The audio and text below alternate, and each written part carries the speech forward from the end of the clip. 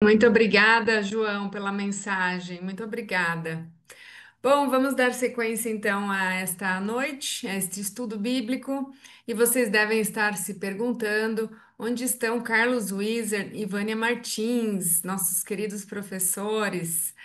Hoje eles estão em um voo neste exato momento e por esse motivo eles não puderam estar conosco, né? Vocês sabem que de onde eles estão, de qualquer lugar do planeta, eles sempre se conectam com a gente, né? Seja à noite, de manhã, madrugada, fuso horário, enfim. Mas hoje eles estão durante o voo. Mas eles enviaram uma pessoa muito especial para dar a aula de hoje, que é a Priscila Martins, filha do casal, que sempre de vez em quando, né, nos dá essa oportunidade, né, de ter aulas maravilhosas com ela. E hoje, então, nós teremos esse belo presente que a Priscila nos preparou. Priscila, vou passar a palavra para você. É com você. Obrigada, Thaís. Obrigada a todas. Boa noite. Sei que teve pessoas que vieram aqui para escutar meus pais, meu pai e minha mãe, e me sinto muito honrada de poder estar representando eles. Minha mãe sofre quando não pode estar aqui. Ela me mandou mensagem e falou, e perguntou se estava tudo certo, falou para eu não atrasar, que esse é o nível de comprometimento dela com todos vocês, né? E a aula de hoje foi um tema dado por ela, que ela falou que semana passada vocês começaram falando, eram três pontos: fé, obediência e caridade. E ela falou que vai vir super de encontro que o João falou, né? O João Roberto falou aí, a gente vai, vou linkar aí, João, com o que você falou. E ela falou que ela falou sobre fé, falou sobre obediência e não deu tempo de falar sobre caridade. E daí eu fiquei pensando, nossa, mas quem tinha que dar essa aula era minha mãe, porque ela é a pessoa que mais me ensinou sobre caridade. E assim, não é porque é minha mãe, gente, mas é porque ela é a caridade em pessoa, a minha mãe. Mas depois eu também pensei que aqui eu vou poder compartilhar algumas histórias dela que ela não compartilharia, porque eu conheço a minha mãe e ela não se autopromove com as caridades que ela faz. Então, muitos conhecem a história dos meus pais, tem essa história contada em livros. Meu pai palestra muito, que eles contam que quando eles casaram, eles foram para Balneário de Camboriú para lua de mel deles e eles fizeram uma reunião familiar na praia. E ali, na simplicidade dos dois, na simplicidade financeira ali que eles viviam, eles fizeram algumas metas de vida para eles. E uma meta que eles fizeram era da meta da prosperidade, que eles escolheram ser prósperos, que eles não aceitavam o momento de vida que eles estavam, que eles iam buscar a prosperidade. E nesse momento eles se comprometeram que eles pagariam o dízimo, né, na igreja e que isso seria uma lei que eles estariam vivendo. E nessa conversa, eles conversaram, e minha mãe falou que, que ela queria ser próspera porque ela queria ajudar outras pessoas, que ela via situações e afligia muito o coração dela não poder fazer nada por elas. E isso a minha mãe tem muito dentro dela. Ela tá numa situação e ela vai querer ajudar todos ao redor dela, tanto que ela já esteve em situações. Ela foi para a África recentemente. Ela falou assim: me parte o coração de saber que eu não posso solucionar o problema delas. Eu até falo, mãe, você não precisa solucionar o problema do mundo. Você não tem esse chamado de solucionar o problema do mundo, mas esse realmente é o desejo do coração. O desejo da minha mãe, da prosperidade, sempre foi em poder ajudar o próximo. Juntos, ele e meus pais tinham grandes objetivos. Eu acredito que eu vejo que o empreendedorismo também traz essa. Não, pessoas progredirem junto com eles, né? Então, quando eles criaram a Wizard, tinham mais de 1.000 franqueados que eram professores e se transformaram em empresários e as vidas deles foram transformadas, prosperaram juntos. Mas eu nem vou entrar nessa área empresarial. Então, eu tenho experiências de quando eu era pequena e eu lembro uma vez que eu ouvi uma irmãzinha na igreja, não vamos julgar a irmãzinha, gente. E eu peguei ela na igreja falando mal da minha mãe. E eu fiquei revoltada. Eu acho que eu tinha uns 6, 7 anos. E eu, no almoço de domingo, falei: mãe, aquela fulana que você ajuda tanto, tava falando mal de você? E eu tava bem brava, assim, eu era sempre fui assim, bem faladeira, assim, falava, sempre que eu falava o que eu pensava. E eu falei: não, mas você tem que parar de ajudar ela. E no outro dia, na escola, para minha surpresa, ela pegou a gente na escola, ela tinha passado num supermercado e a gente viu que a gente não estava voltando para casa e a gente, mãe, a gente está com fome, para onde que a gente está indo? Ah, a gente vai deixar umas comidas para a irmã tal. Eu falei: ah, não, para a irmã tal não pode ser, mãe. Eu falei que ela falou mal de você ontem. E ela falou assim: Priscila, gente, eu nunca vou esquecer, vou até me emocionar. Quando estais a serviço de vosso próximo, estais somente a serviço de vosso Deus. Você pode achar que eu estou servindo a ela, mas quem me pediu para servir ela foi o Salvador Jesus Cristo. Então tá tudo bem se ela não está falando, se ela não fala bem de mim, se ela não gosta de mim. Eu sei o que o Senhor espera de mim e eu sei o que o Senhor espera que eu faça nessa situação. Então eu estava no mercado e ela me veio na mente, estava comprando comida para casa, eu senti que eu precisava comprar algo para ela também. E a gente chegou lá minha mãe tinha separado apenas frutas para ela. E a gente chegou lá e ela falou: hoje é o dia do meu aniversário. Meu filho não lembrou de mim, ninguém lembrou de mim. E eu só fiz uma oração a Deus que eu pudesse, que alguém lembrasse do meu aniversário. Daí minha mãe falou assim: olha, eu não lembrei do seu aniversário, porque eu não sabia que era o seu aniversário. Mas eu estava no supermercado e o senhor falou para eu comprar e era um abacaxi. Esse abacaxi para você. Ela falou assim: é a minha fruta favorita é o abacaxi. Então, essas experiências eu vivi de muito pequena, minha mãe fazendo atos. Às vezes a gente pensa em caridade, eu vou até quero desmistificar que a caridade não é só a doação, né? Doação de dinheiro, doação, né? Eu vou entrar em algumas questões aí de caridade, mas eu vivi muitos exemplos de caridade no meu lar dos meus pais, mas principalmente da minha mãe. Eu vejo minha mãe até hoje fazendo, tem uma irmã que ela faz todo ano aniversário para essa irmãzinha. Ela fala assim: eu sei que Priscila, se não fizer nada, ninguém vai fazer nada por ela. É um ato simples, ela leva um bolinho, uma bexiga, uma florzinha, faz todos os anos aniversário para ela. Passa ano, e minha mãe faz um aniversário para ela. Tem casos de caridades maiores. Minha mãe se compadecia muito com viúvas idosas que não tinham lares. Então, por muito tempo, ela comprava um terreno, fazia uma casinha no fundo e uma casa na frente. Ela doava a casinha no fundo para aquela irmã, um aluguel sem pagar, e alugava a casinha da frente para poder pagar os custos e tudo mais para uma casa normal. Essa não foi uma, duas, três, quatro, mais de 15, 20 casas eu vi minha mãe construindo para pessoas que não teriam condições de ter um lar, um lugar digno para elas. E o meu pai, eu vi ele apoiando todas as obras, todas as ideias, todas essas partes de caridade que minha mãe sempre fez, de bom coração, de bom grado. Nunca vi ele falando: ó, oh, Vânia, você está exagerando. Vânia, eu acho que vamos pensar, investir um pouco nesse dinheiro, um pouco mais. Nunca. Ela sempre teve carta aberta para isso. Mas falando um pouquinho aí, é, aqui a Nívia, estou impressionada, Pri, com a sua mãe, que exemplo. Ela é um exemplo, os dois são exemplos muito grandes quando eles foram para a missão, né? E o meu pai também, né?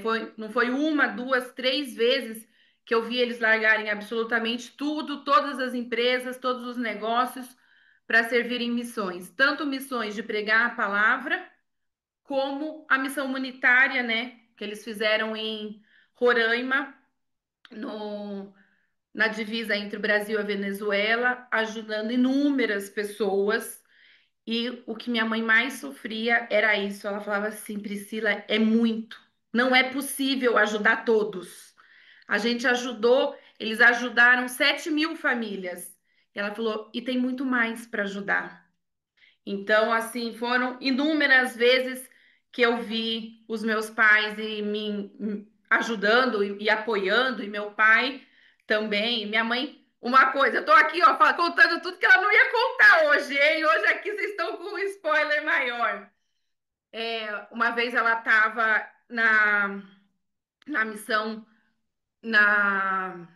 em Roraima, e um dia eu liguei para ela, conversando com ela, ela falou assim: Priscila, seu pai não para de trabalhar. Eu não sabia que seu pai trabalhava tanto. Daí eu falei assim: como assim, mãe? O pai trabalhou tanto a vida inteira? Não, mas seu pai, das 6 da manhã às 10 da noite, cuidando dos nomes das pessoas, dos venezuelanos, de cada nome que vai para tal lugar e para qual voo.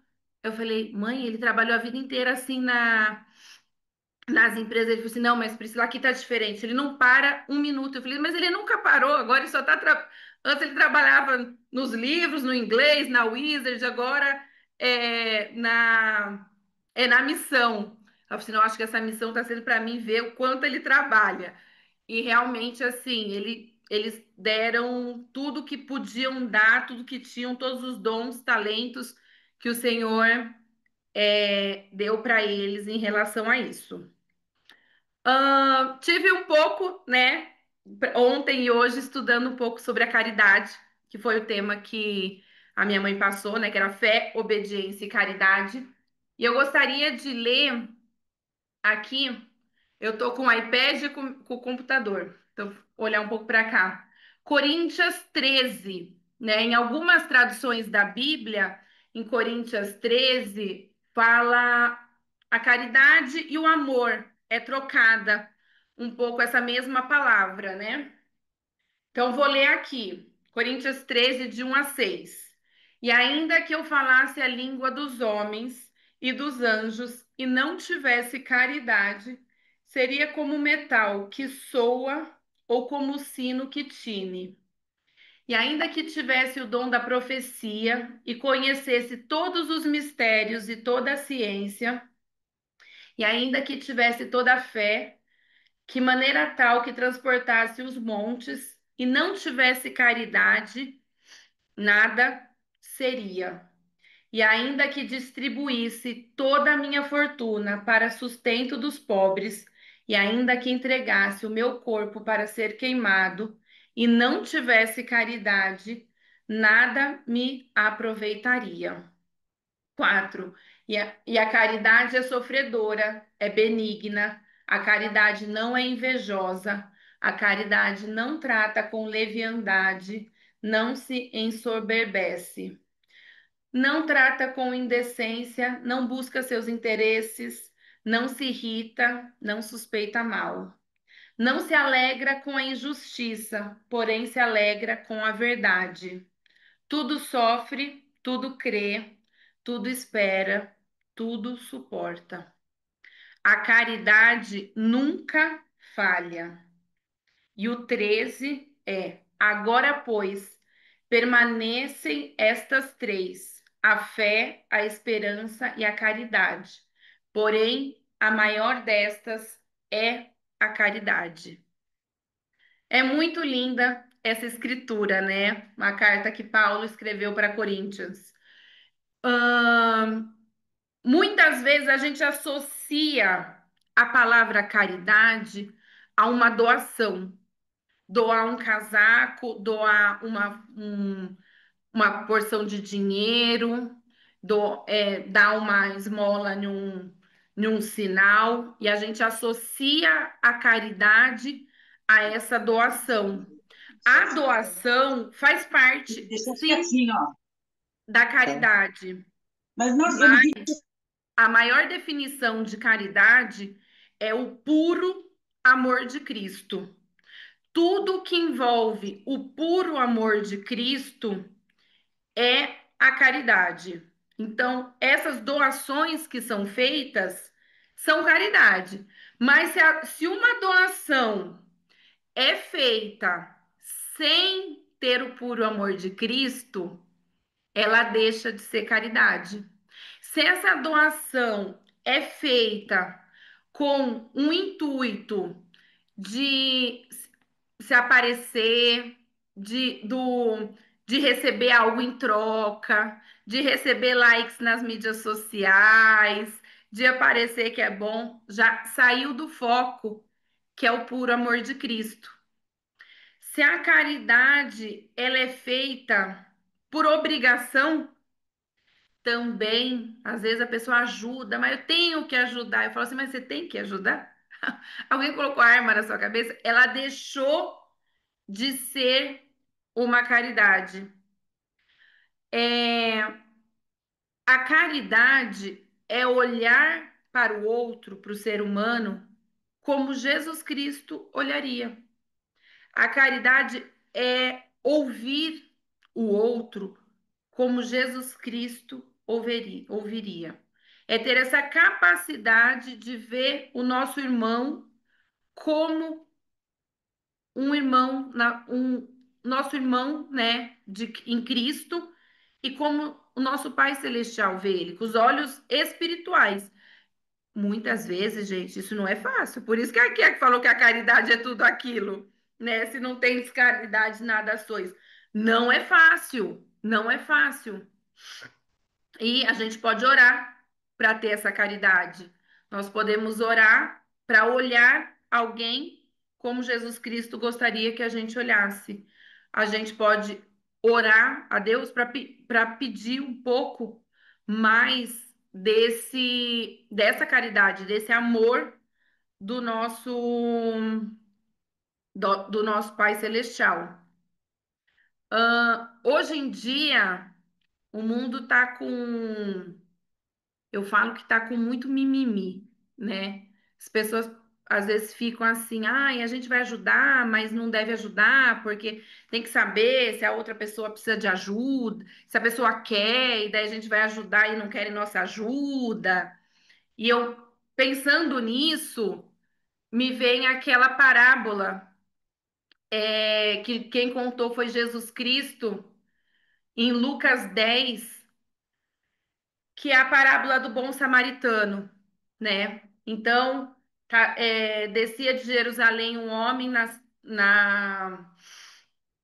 para Jericó e salteadores, né, bandidos, pegaram ele e, e ele ficou lá largado no meio do caminho. E passou uma pessoa. Precisa desbloquear o seu dispositivo. Aqui a Siri está falando. Passou uma pessoa e olhou de largo, passou largo e não atendeu essa pessoa. E depois passou uma outra pessoa, olhou ele caído e ah, não ajudou. E passou o samaritano. E judeus e samaritanos não se na época eles tinham uma rixa, não se conversavam assim. Mas o samaritano foi e viu e cuidou desse homem. Ele não olhou se ele era judeu, ele não ele viu que ele estava precisando de ajuda e ele foi, olhou, cuidou das suas feridas, levou ele para uma estalagem, pediu para que pagou aquela estalagem para que cuidassem daquele homem, né? E depois Jesus ainda pergunta, né, quem que era o próximo mais próximo dele. Às vezes, gente, a gente vê pessoas que estão se afogando na piscina. Se a gente vê uma pessoa que está se afogando na piscina, se a gente vê uma pessoa que está se afogando na piscina, a gente vai. perguntar: Ô fulano, você que está se afogando na piscina, você quer me ajuda? Não, né, gente? A gente precisa pular e salvar. E eu vejo que hoje a gente vê as pessoas em situações de miséria, em situação de questões emocionais, questões físicas, doenças crônicas, inúmeras coisas, e a gente passa e a gente está tão ocupado com o nosso celular, a gente está tão ocupado aqui que a gente não consegue olhar nada além do que os stories. Eu não vou nem dizer o umbigo mais, porque a pessoa nem lembra que tem umbigo. Não consegue nem olhar nada além do celular, porque ela não tem essa capacidade de olhar para o outro. Diz, né, que Jesus voltaria quando o coração dos homens esfriassem. E eu vejo que o coração dos homens anda muito frio, né? Então, quando fala, é, eu vi essa história num discurso, você vê alguém se afogando na piscina, vai lá, pula e ajuda, né? Eu acho que a caridade tem muito a ver com isso. A gente poder olhar para o outro e ajudar na necessidade que ele é. A necessidade, às vezes, é um abraço, é uma mensagem, é escutar, é amar, é uma florzinha, às vezes, uma quantia de dinheiro. Às vezes, caridade é ajudar uma outra pessoa a conseguir um emprego, né? Eu tenho uma experiência que aconteceu aqui em casa. Eu dou aula para jovens de 14 a 18 anos e um jovem veio: Priscila, eu não tenho um currículo, você me ajuda a fazer um currículo e entregar e entregar e conseguir esse meu primeiro emprego? E eu fui, montei com ele esse currículo e os meus filhos lá em casa viram e eles gostam muito desse jovem. E eles falaram assim: mãe, vamos começar a orar para o Juan conseguir esse emprego? E eles começaram, todo mundo lá em casa, a orar pelo que o Juan conseguisse um emprego. E eu fui com ele, levei ele para vários lugares. O sonho dele era trabalhar no McDonald's. Eu levei com ele, fiz uma entrevista primeiro com ele, depois levei, orientei o que ele tinha que falar, esperava ele lá fora, levamos ele em vários estabelecimentos. E ele chegou para mim e falou assim: ele ligou e eu estava no Viva Voz do carro. E ele falou: Priscila, eu vou na minha primeira entrevista. E os meus filhos estavam no carro. Estou indo para a minha primeira entrevista de emprego e eu estou muito nervoso. Daí meu filho falou bem alto: a gente está orando por você, Juan. Pode ficar despreocupado que você vai pegar você vai conseguir esse emprego no McDonald's, que é o teu sonho. Eu tô orando para ser no McDonald's. E ele conseguiu esse emprego. Então, às vezes, a gente acha que a caridade é uma coisa muito grandiosa. A gente fala assim: nossa, eu não, eu queria ter dinheiro para dar, para construir casinhas igual a Vânia, para fazer algo grandioso, algo. E não é. Levar a caridade de Jesus Cristo é levar o amor de Deus. O maior amor do nosso Pai Celestial por nós, ele teve uma demonstração de amor muito grande. Eu amo esse tema, amor. Eu li a Bíblia, eu li o Novo Testamento, não a Bíblia inteira, marcando a Bíblia, marcando o Novo Testamento, marcando o grande mandamento. Qual é o grande mandamento? Amar o próximo, não, amar a Deus acima de todas as coisas. E o segundo grande mandamento, amar o próximo como a ti mesmo.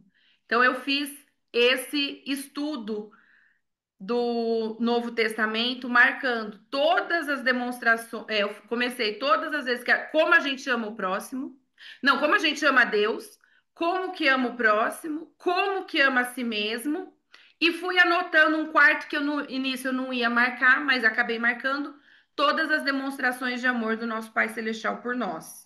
Foi um estudo muito lindo que eu fui marcando, pintando em cores diferentes, com 4 cores, sobre o amor do Pai Celestial e amor ao próximo e amor a si mesmo. E o maior amor de Deus por nós foi ter dado a maior demonstração de amor do nosso Pai Celestial por nós foi ter dado o seu Filho Jesus Cristo, para que viesse aqui para o mundo e pagasse por nossos pecados. Esse é o maior amor do nosso Pai Celestial. Ele, o Filho unigênito, o Filho perfeito, o Filho que ajudou a criar a terra, veio, o Filho que não tinha nenhum pecado, veio para o mundo sem pecados para que pudesse dar salvação para todos os outros filhos que eram imperfeitos e que precisavam dessa salvação. E qual é a nossa maior demonstração de amor para o próximo?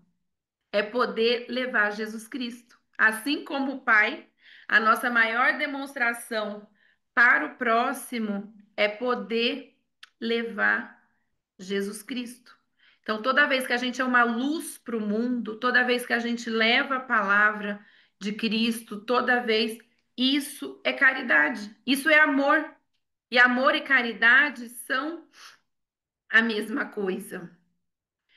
E por que que Deus deu seu filho Jesus Cristo para que nós, por que que Deus deu seu filho Jesus Cristo?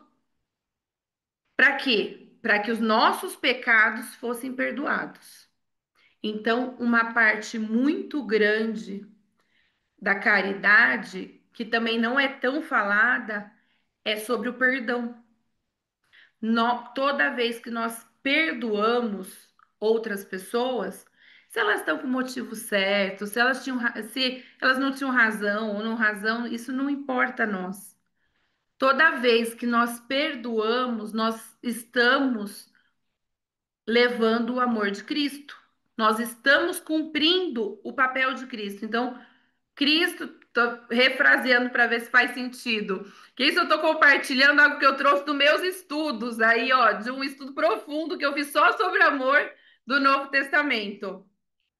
Deus nos amou dando Jesus Cristo. Nós amamos o próximo levando a palavra de Jesus Cristo, levando a luz de Cristo. Por que motivo Deus enviou Jesus Cristo? Para pagar pelos nossos pecados. E nós, pelos outros, temos que aprender a perdoar os outros pelos pecados que eles cometem perante nós.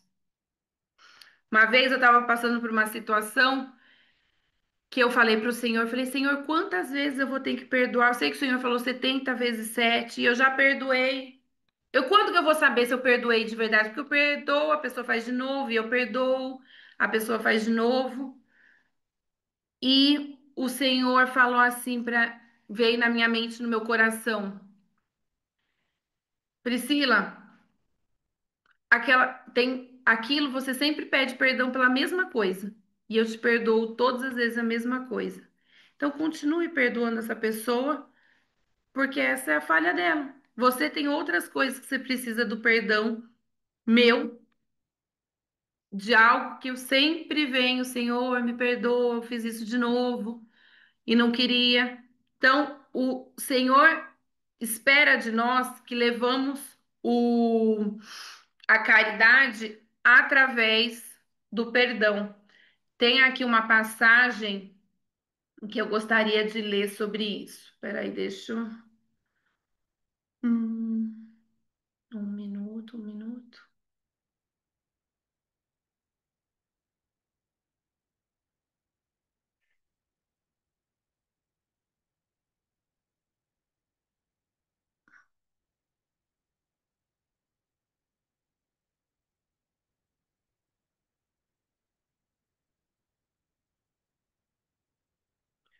Não estou achando a escritura que eu queria falar sobre perdão e caridade.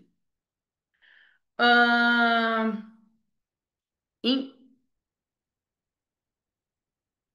eu gostaria de ler uma escritura que tem no livro de Mórmon, em Alma 34, que diz: E agora, meus amados irmãos, eis que vos digo que não penseis que isso é tudo, porque depois de haverdes feito todas essas coisas, se negardes ajudas aos necessitados, aos nus, e não visitardes os doentes e aflitos, nem repartirdes o vosso sustento, se o tendes, com os que necessito, digo-vos: se não fizerdes qualquer dessas coisas, eis que vossa oração é vã e que nada vos vale, e sois como os hipócritas que negam a fé.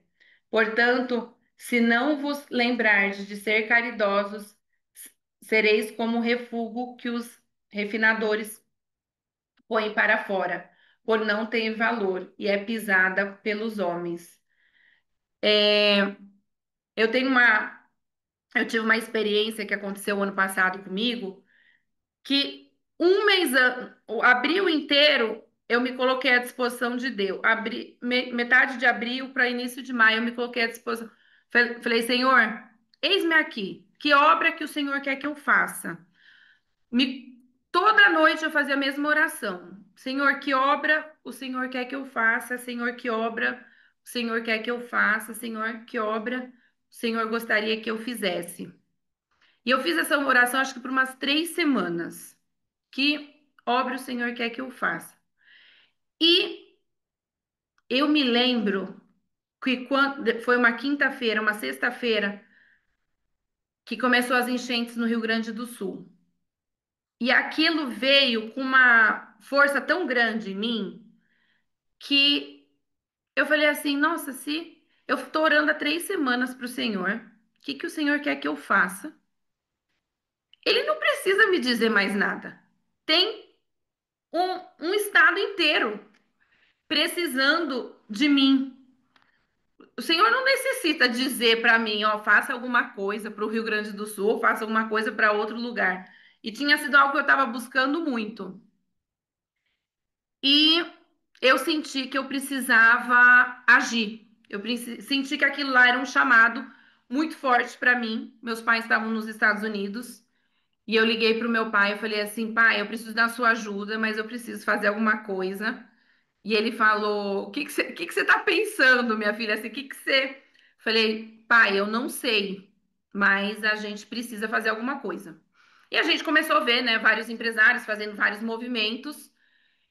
E o meu pai fez um post e uma pessoa entrou em contato comigo e falou: Priscila, pode se reunir, que eu tenho 30 carretas, que eu disponibilizo 30 carretas para o Rio Grande do Sul. E era isso que eu precisava ouvir, que eu teria as 30 carretas, que a gente faria. E a gente reuniu aqui em Campinas, assim, 90% das escolas particulares de Campinas, sendo pontos de coletas, e foi conectando pessoas e amigos, e um amigo meu de logística cedeu um galpão para a gente foi coletando, coletando, coletando, com a ajuda de muitas pessoas. Depois que a gente movimentou todas as escolas de Campinas, que eu pensei em comunidades, né? Eu falei, escola, escola tem comunidade, muita gente vai doar. A pessoa me liga e falou assim: olha, aquelas carretas que eu te prometi, eu não vou poder mais entregar. E eu falei assim: nossa, agora essas doações estão chegando e a gente não vai ter como levar para o Rio Grande do Sul e tudo mais. Mas a gente. ah, mas o Senhor foi provendo muitos milagres, né? Eu via milagres diariamente no período de 3 semanas.